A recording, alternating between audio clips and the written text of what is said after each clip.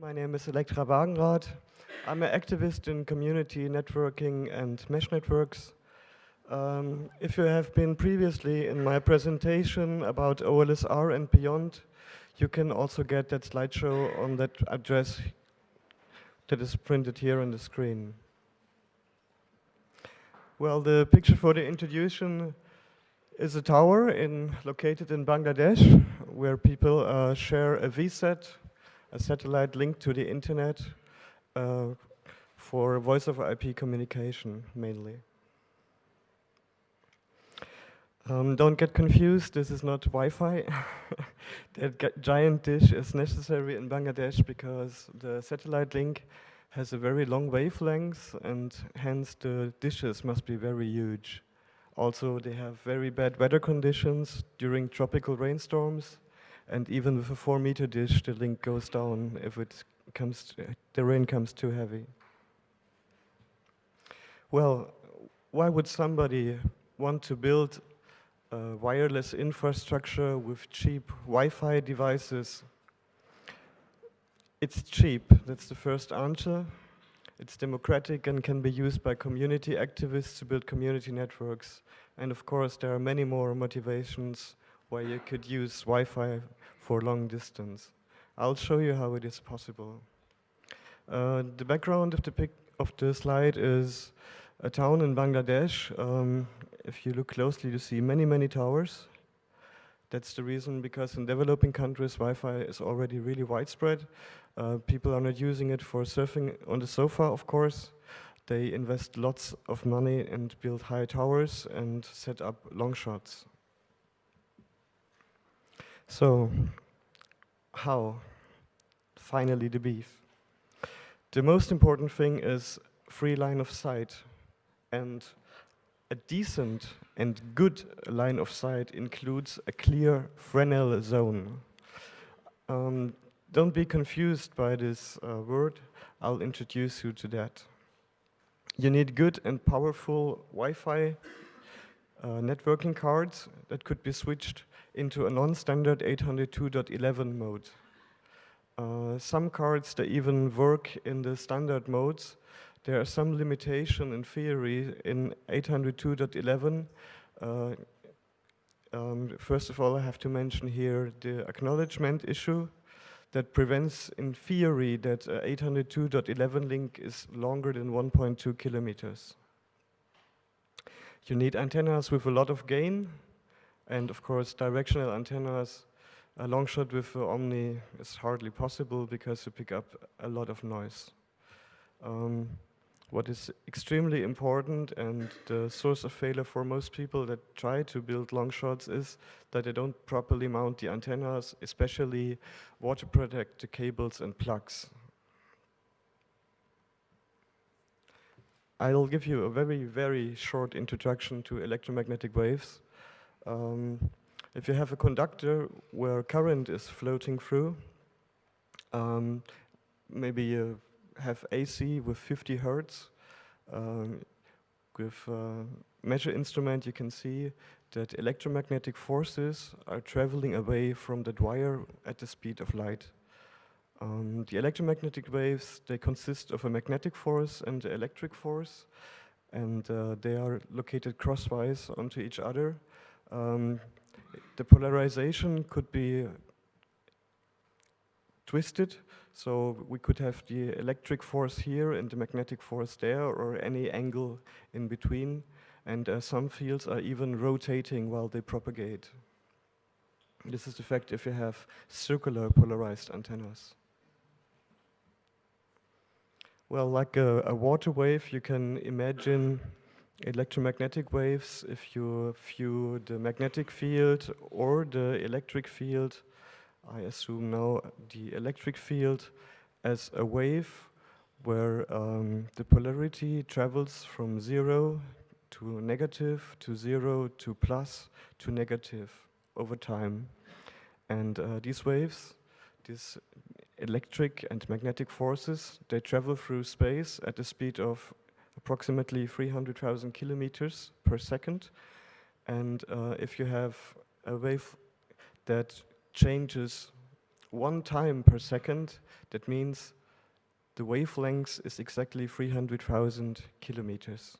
So if you have a wave that changes 100 megacycles per second, the wavelength is 3 meters. And the wavelengths that we use for wireless LAN at 2.4 gigahertz are 12 centimeters long before they pass through one complete cycle. At 5.8 gigahertz, it's approximately 6 centimeters. The most important thing if you plan to do a long shot is, like I mentioned it before, a decent line of sight. Those waves, they behave like light, so if there is an obstruction where the light cannot pass through, also your waves are blocked. With plenty of power, you may penetrate a few walls or a little forest even, but if you plan a link that should go further than a few kilometers and you don't start connecting an amplifier that is unbelievably expensive, it would not work. So nobody is going to build a link without free line of sight, only for a short distance. I had that problem recently. We did a link, it's 2 kilometers through a forest, which is in theory impossible, but we used antennas with very, very high gain, and it works, yes. But it's with very high gain, and it's not legal to do this in Germany.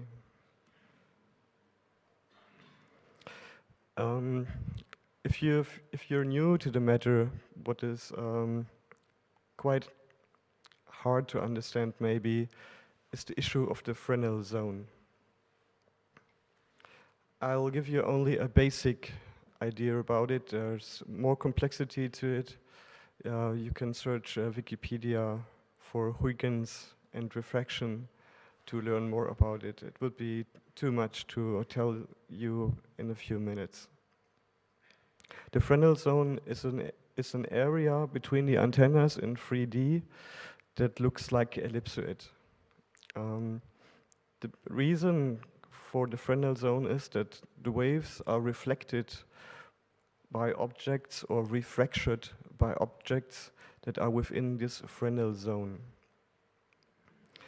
This leads to waves that travel a different path than the direct path here, and that means that they travel a longer path usually. Of course, they have to travel a longer path. And this could lead to the effect that different parts of the energy that you emit on one side accumulate on the other side at your antenna that are within or out of phase. We have this dark blue wave. It travels the direct line of propagation, and this wave was reflected somewhere. It's quite strong, it had some good reflection. This could easily happen if you have metal parts in the Fresnel zone. And so it's quite strong and it's out of phase. So this energy which is going down, it subtracts from the energy that you want to receive. And it's absolutely possible, and it happens very often, that the sum of all those waves, because we're just viewing one single reflection, deletes completely the energy that you want to receive. Like I said, it's not just a single wave that gets reflected in the Fresnel zone, it's numerous waves, and yeah, they come within and without a phase. In theory, they can amplify your signal, but in practice, they won't. They just add up to a noise floor that reduces your signal to noise ratio, and therefore you cannot have a proper reception and proper data rate. The Fresnel zone is the most difficult issue to deal with if you want to do long shots. In theory, it's possible to do even with Wi-Fi long shots that exceed more than 300 kilometers. But the problem is we have an earth bulge, and the Fresnel zone is growing. So you would need infinite high towers to do this. Some people, they made an extremely long shot. There is a race for doing the absolutely longest shot. What they did, they launched a balloon and they had a 6-watt amplifier and they were able to have more than 300 kilometers. The rule of thumb is that 60% of the Fresnel zone must be kept clear of obstruction at least.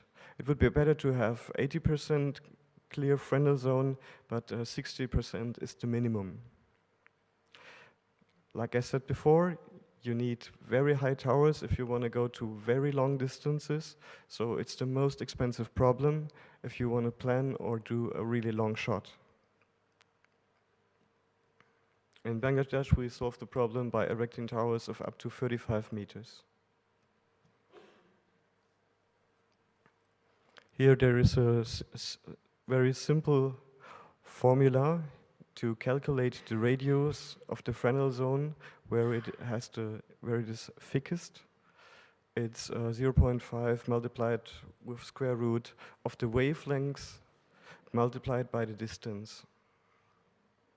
We do some example calculations later.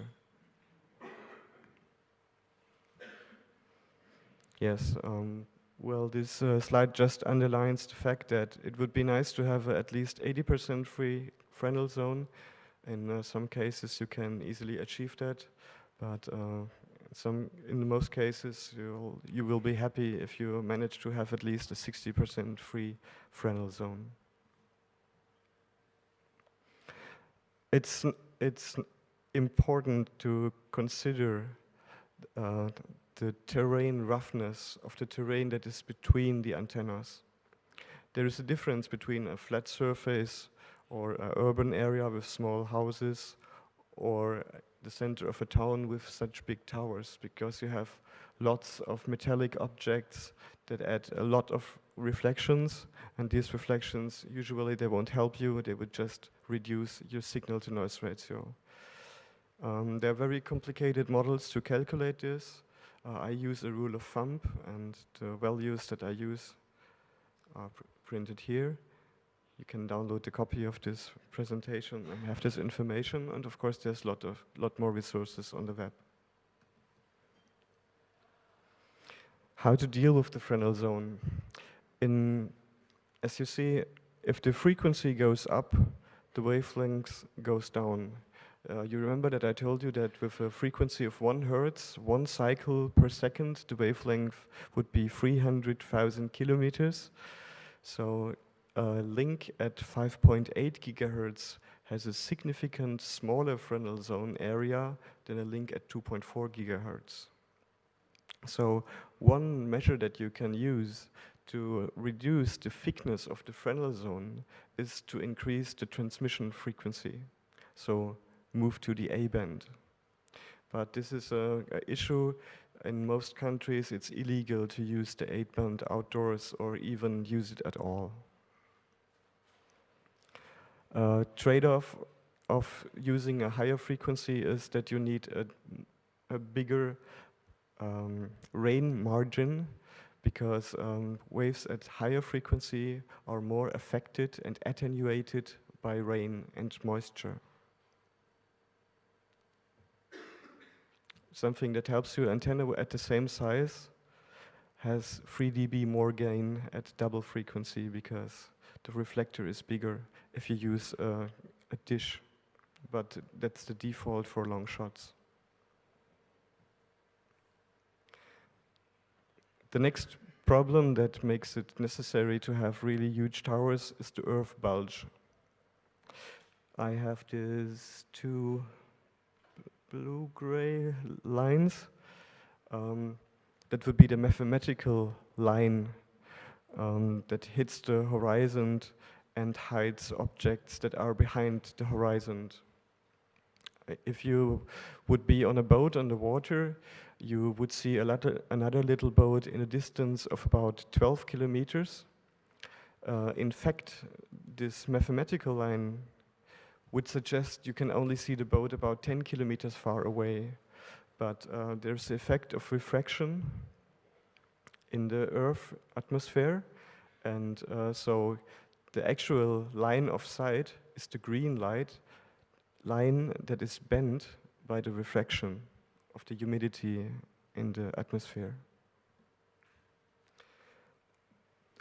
This refraction also happens to the electromagnetic waves, so we're quite happy to have about 20% more range that this mathematical direct line here would suggest. And I have formulas here how to calculate it. And you can calculate the earth bulge for each and every point between your antennas. Very helpful if you have a higher object nearer to one antenna that will obstruct your Fresnel zone, if you want to find out if it actually obstructs it or not. Here is a little calculation. We want to have a shot of 30 kilometers distance, and we use a frequency of 5 gigahertz. So some simple calculations. This is the more precise speed of light and speed of the waves, multiplied with the number of cycles in hertz, the wavelengths at 6 centimeters, and this will result in a Fresnel zone radius of 21.21 meters. And if we allow it to be obstructed by 30% at maximum thickness, we end up with a thickness of 12.73 meters. Pardon, it's the radius, not the complete thickness, only the radius. But it's not very likely that you have obstructions that come from the sky, of course. So the earth bulge in the middle between the towers would be 13.23 meters, which you have to add to the radius of the Fresnel zone that should be kept clear. So the minimum tower height for a 30 kilometer link on flat surface would be 26 meters. That's quite a lot. Hopefully you find two high objects like huge towers or high buildings that you can use for it. That will save you a lot of money.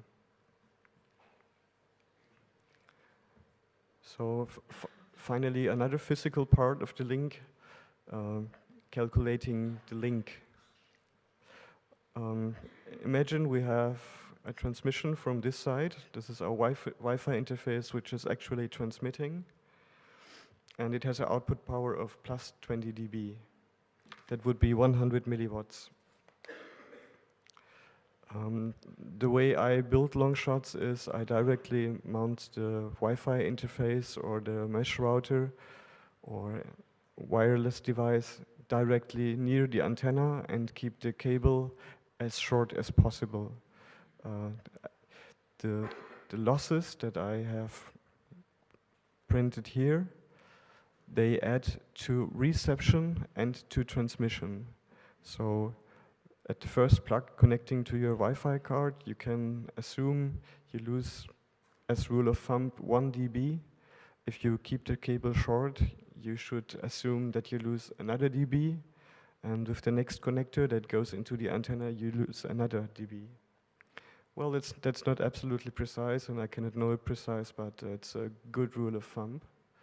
And if you have a high power antenna, the type of antenna that I prefer for really long shots, it's an American product from Hyperlink Technologies. I have a picture of that antenna. It has a really, really, really good gain of 24 decibels. That is really enormous. Between the antennas, we have the propagation loss, just the attenuation that our waves experience while they travel on the distance between the antennas. And the nice thing with such a high gain antenna is it does not only amplify the transmission, it also amplifies the reception. So if you sum up all the gains and losses, in the end effect, for this example calculation, we end up with a signal strength of minus 73 dB. if you have a noise level of minus 95 dB, that's a 22 dB signal to noise ratio, and that's really good. You will have a full speed link. If you use 802.11b cards, they will operate at full speed. In fact, the links that I have built in Bangladesh, they all run at full speed. Well, transmitter power is, of course, an issue that many people think about. Of course, more is more, and more tends to be always better, but it does not really help much if you do the wrong calculation and plan a link, that has an obstructed Fresnel zone that is obstructed more than those 40% that we allow. So if you put more power into your antenna, you will experience more powerful disturbing reflections, which will eat up your signal to noise ratio that you want to achieve with it. So if you are lucky to be in an area like Bangladesh where there are not so many Wi-Fi links and everybody's only using directional antennas that don't spread their noise all around you, good receiver sensitivity is much more important than adding more power. Usually the measurement unit for the Wi-Fi cards is milliwatts or dBm, being 0 dBm 1 milliwatt, 2 milliwatt 3 dBm, and so on. So 3 dB more is always double of the previous value. 10 dB is the power of 10, 20 dB is the power of 100. Of course, if you start planning a link, you are looking for really decent gear, and I'm a fan of the Fresnel cards with prism chipsets. I'm a little bit outdated at the moment. Of course, there are newer cards and newer chipsets. The favorite at the moment are the Attenuation chipsets, where you can use the Met Wi-Fi driver, but there are still issues with the Met Wi-Fi driver, but they work for a long shot. You can see how big the difference is between a Microsoft MN520 PCMSIA card and the top Fresnel card. It's 12 dB signal difference to achieve 1 megabit. So at minus 89 dB, you will have full speed with the Fresnel card, and with Microsoft MN520 would never get a ping even.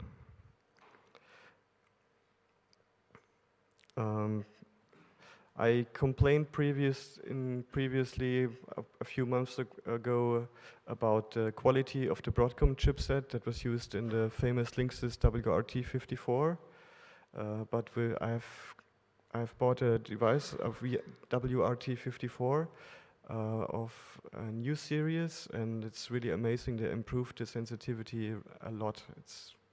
It became a really, really powerful device if you buy a newer hardware revision, but avoid hardware revision 5. It doesn't work with Linux. But that's a different issue. Well, you've got the L version. Yes, and yeah, from New Year it should be available. It is. Okay, great. I've seen it here on the Congress. Cool. At least it's available in Europe. It's not available in the US. Well, here is a Uber Wi-Fi card I'm dreaming of. If somebody wants to give it to me as a gift for this beautiful presentation, I would be very happy. Yeah, that's the best I could find on the market, and my favorite brand. It has enormous output power and is very sensitive, even at A. But you don't plug it in your laptop. It may ruin your mini PCI slot because it draws a lot of power. Yeah, here a little table about the free space attenuation that you have.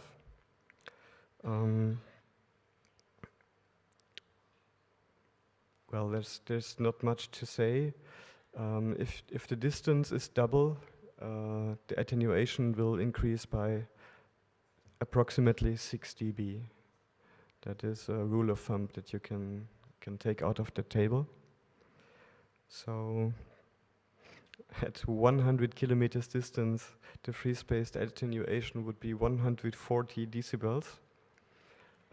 But use this with care. You need a decent rain margin, because once it starts raining, the free space attenuation increases, and it increases massively at 5.9 gigahertz.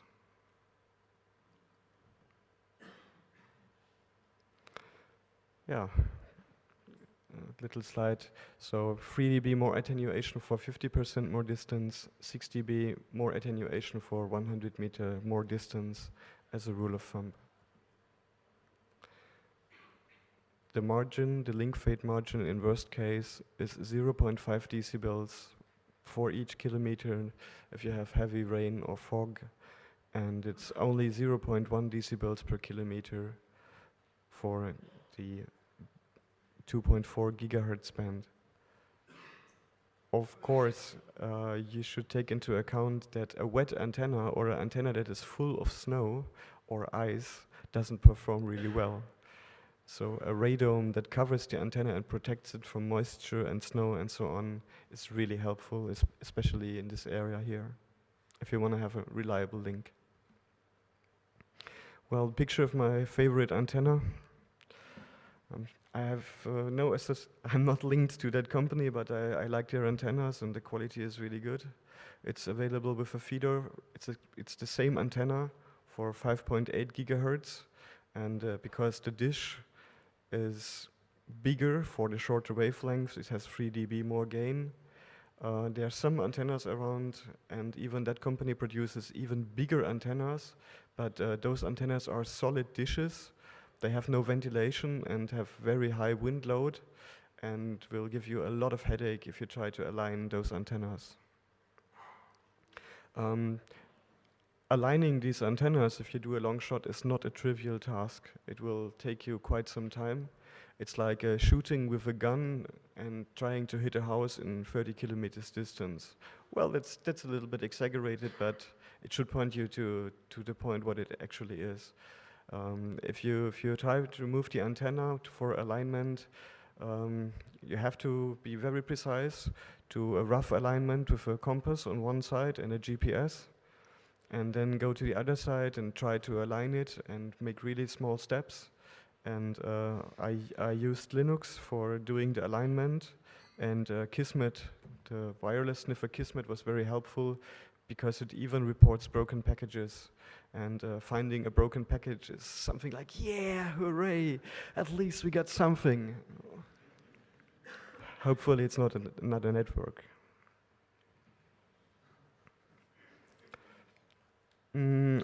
I won't say so much about cables and plugs. In fact, I really don't bother about the cable. When I was working in Bangladesh, the only cable that was available was RG213, and it was full of corrosion. And I don't really worry about it because the cable that I use is half meter long, so the half dB loss of RG213 for each meter doesn't really do much when compared with such a expensive cable that reduces the loss to 0.2 dB. It's just a marginal issue. What's more important is to use decent plugs, and for outdoor use, as far as I know, there's only one reliable type, and that's N-type. And never ever use crimp type plugs because they're not waterproof. At the place where you crimp it, it's very likely that water comes in. Unfortunately, the Bangladeshis only had those plugs, so we had to import them. As an additional measurement that you can apply, you should wrap the outer connectors with self-amalgaming tape. It's a very expensive tape that it's rubber, and it, after being exposed for a while, it becomes one solid tube of rubber that is really waterproof. And what we learned in Bangladesh too, it's a good thing to wrap the self-amalgaming tape again with simple polyvinyl chloride electrician tape, because the crows, they loved to pick the self-amalgaming tape. The picture of that huge satellite dish where the people are working on, that was the result of the crows eating up the self-amalgaming tape. Because after a tropical rainstorm, suddenly our VSAT link was down and all the people were complaining. So let's do an example calculation for 5.8 gigahertz. I guess you already have the idea that it's my favorite band. We have the free space loss. And because we have 30 kilometers and the attenuation that additionally comes to the link if we have really heavy weather is 0.5 dB per kilometer, we have to add another fade margin of 15 dB to have a reliable link, even if it rains cats and dogs. And yeah, we assume that the terrain roughness is quite rough, so we have another loss that we have to take into account. That adds up to a total propagation loss. We have to add up 3 dB loss that we can assume being existent in cables and connectors on each side, leading to a total loss.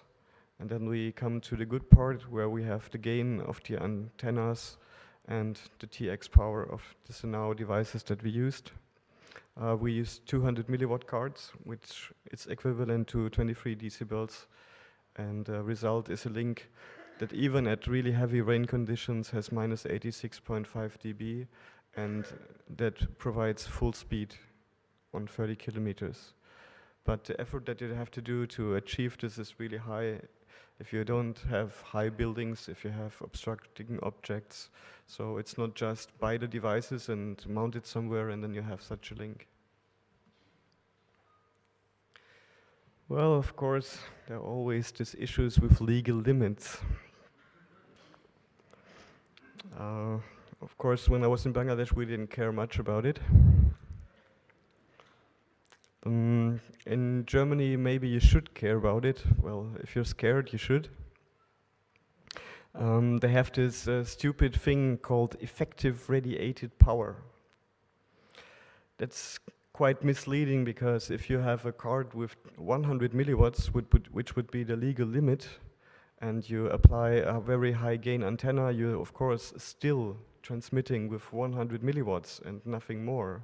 Well, you will hardly transmit with 100 milliwatts because you will lose 3 dB in cables and plugs, like I mentioned before.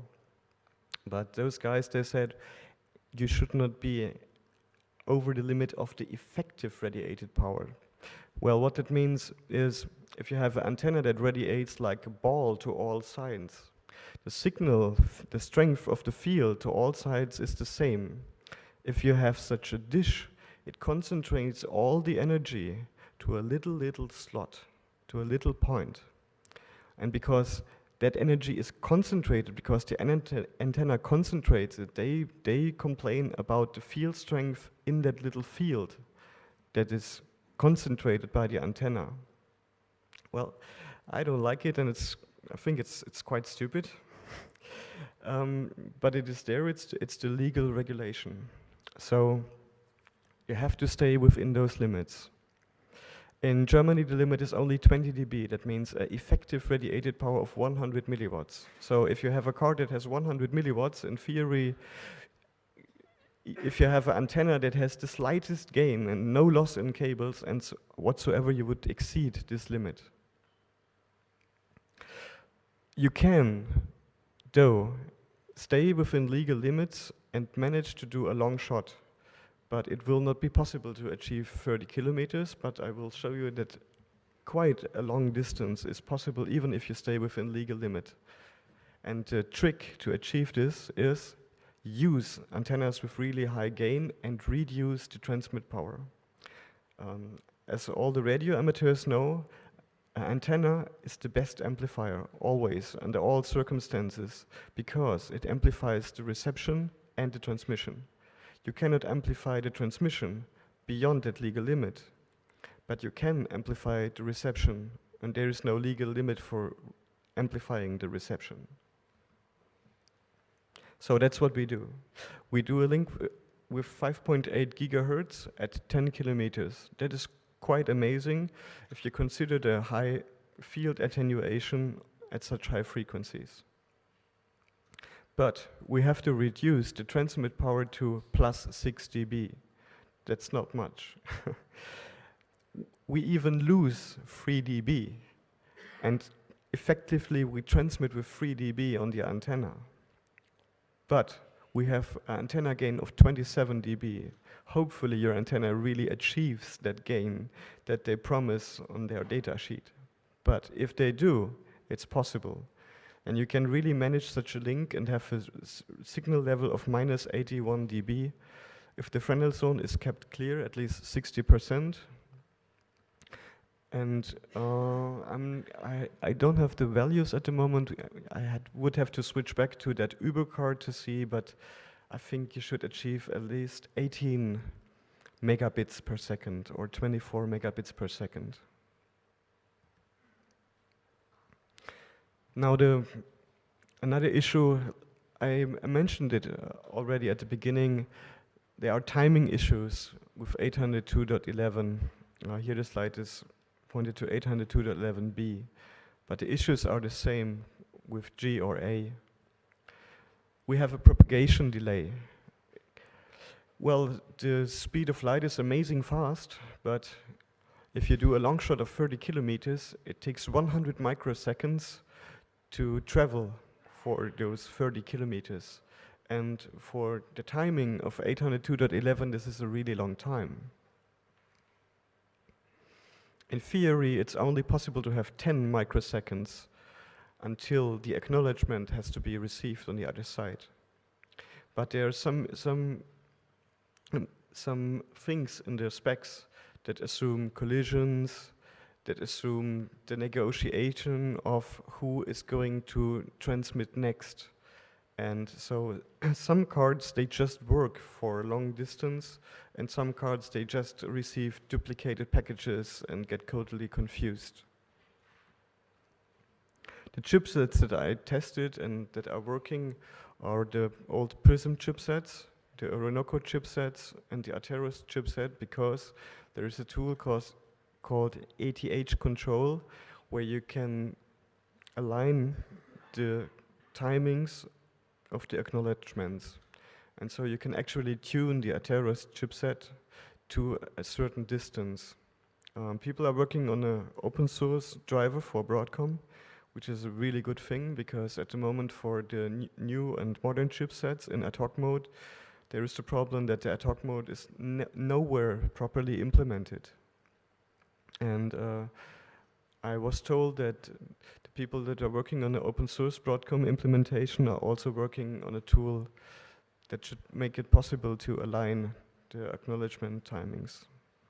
So that would be really great. Well, if you want to do an extreme long shot, and people that did the 120 kilometer shot in Poland, I think, they used the old Orinoco chipset with only very limited power, and to overcome the timing issues that occurred at 120 kilometers, they used the old-fashioned ad hoc demo mode. And the ad hoc demo mode, it was introduced by Lucent with the Orinoco chipset, and it just doesn't send acknowledgements. It doesn't bother about acknowledgements, so there are no timing issues.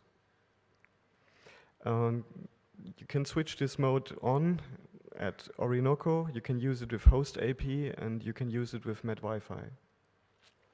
So timing issues shouldn't be an issue as long as you have a free Fresnel zone and enough power, good antennas, and you didn't make anything wrong with your calculations, and have very good patience and nerves to do the proper alignment with such very narrow beaming antennas. You should be able to do very long shots.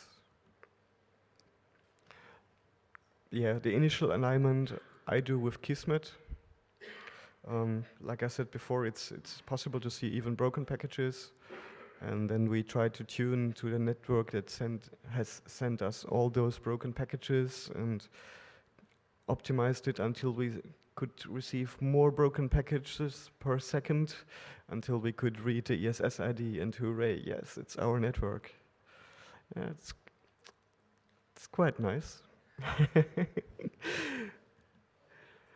Okay, well, that was the presentation. You can file this document and the document about OLSR, Optimized Link State Routing Daemon and beyond, that I have shown on the second day of this Congress at this address. I would like to point you to an online link calculator, a company called connect802.com. They also have lots of documentation about Wi-Fi long shots. They're working on Wi-Fi long shots since a very long time, and it's a nice read. Okay.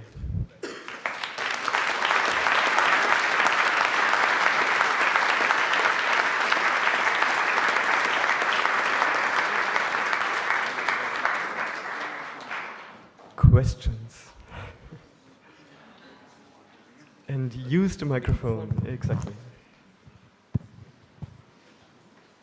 Okay, thank you for the talk. I have just a simple question about the use of these unlicensed frequency bands, which anyone can use. Basically, my experience with doing links, which are not long shots, which are very short links building to building, which used to work when I installed them in 2000, and which now no longer work because the Wi-Fi band in the city has become so overcrowded that there are so many transmitters all over the place that even building to building 100 meters doesn't work anymore. So okay, it is not in Bangladesh, it's in the center of Paris, so that may be the reason. But don't you think that even in Bangladesh you will reach a point where you'll have so many Wi-Fi devices all over the place producing noise that your links won't work anymore? I would always recommend to use the A-band to build a backbone infrastructure. And a really good thing about a professional built dish antenna is it's mostly blind for interference that comes from other directions other than where you're pointing to. Of course it's an issue. As more and more people use the band, there's more and more noise, more and more reflections, interference, and so on and so on. And of course, building a Wi-Fi long shot in Paris is a hard task. I agree. In Bangladesh, the people are building towers and have directional antennas, and you must be really unlucky to be in the beam of another one. And if you're in the beam of another one, just switch the channel. And it is illegal to use the A-band, but you have lots of channels, especially if they don't bother about regulations, which channel is allowed or not. There are a lot of frequencies that you can use with a Attenuation chipset.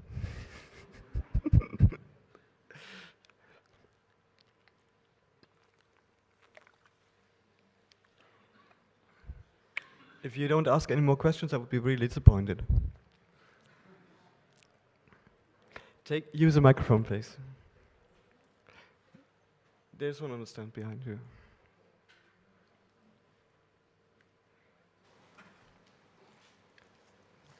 You mentioned using the host API driver for this loosened ad hoc mode which doesn't use acknowledgements. The host API driver also works for Prism 2.5 and Prism 45 chipsets. Does these chipsets also support this ad hoc mode or only Orinoco chipsets? No. The host IP driver is for the Prism chipsets, Prism 2, 2, 5, and 3. And the Orinoco chipset is just for all these loosened cards that are around, labeled from different brands, and for the Met Wi-Fi chipset. So for older cards, there's quite some choice. And the demo mode of Orinoco and the demo mode of host AP should be compatible, but I'm not sure. I can't give you a guarantee. You're safe if you use the same chipset on both sides. Use the microphone, please.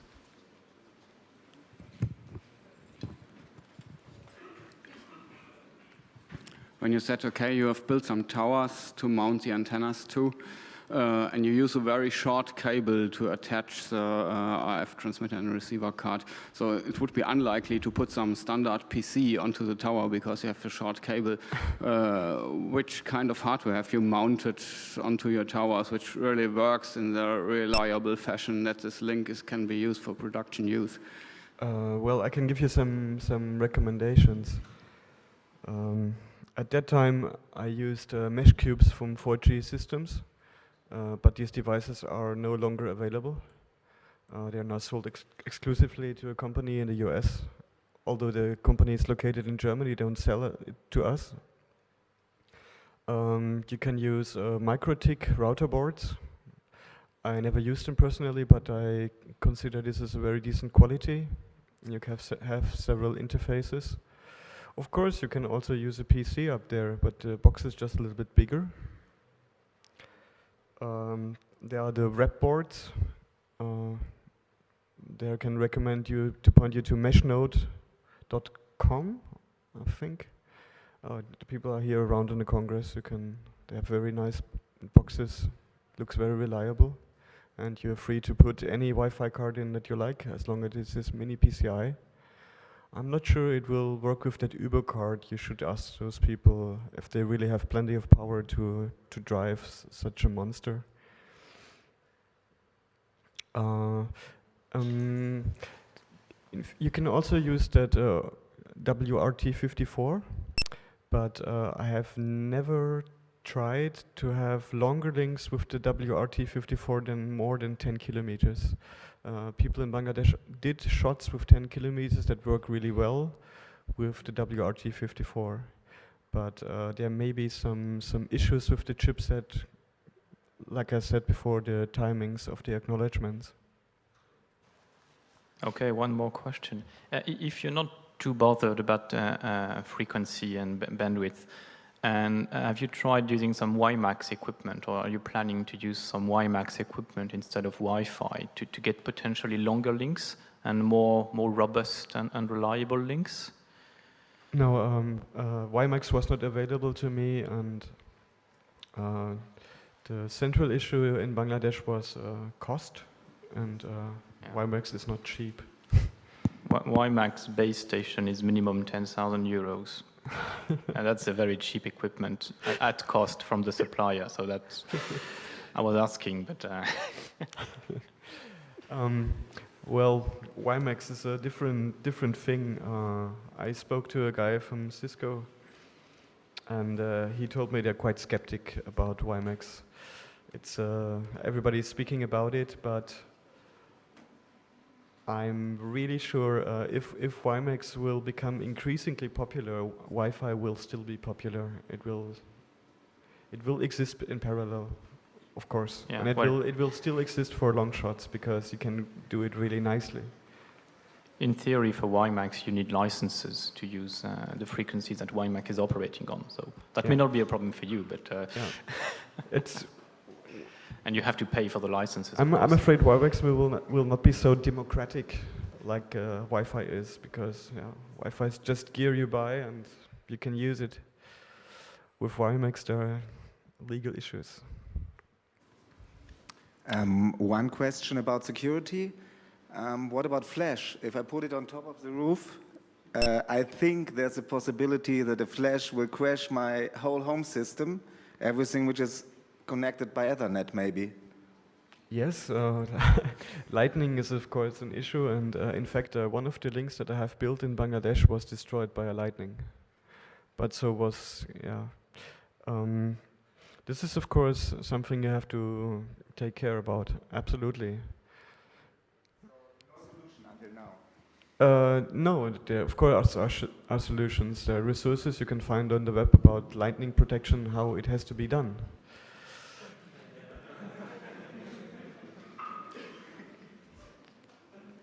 What do you do? We don't have to invent it again. What do you do if you want to have more bandwidth? I mean, 2 megs a second, that's... Some people would say that's not a lot. Pardon? If you want to have more bandwidth. Oh, okay. Well, if you have only 2 megabit, you should redesign it. You can have a bigger antenna, you can have better gear, and if that doesn't help, you can just add another link. Why not mount 2 antennas? Or 3? Or 4? The tower is already existing. You just have to mount more antennas. Yeah, something I forgot to mention is when I give you the quick introduction to the polarization, if you have several antennas on one tower, it's a good thing to have some antennas horizontal polarized and some antennas vertical polarized, because then the interference is not so high, because antenna that comes with the wrong polarization is received 20 dB weaker than if it is in the correct polarization. This is also an issue if you mount such links. If you mount one antenna horizontal polarized and the other vertical polarized, don't wonder why it doesn't work.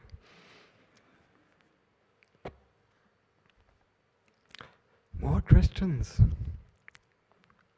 Or did I already exceed the time? No? But somebody else has to prepare, so I think we close this session now. If you have further questions, just ask.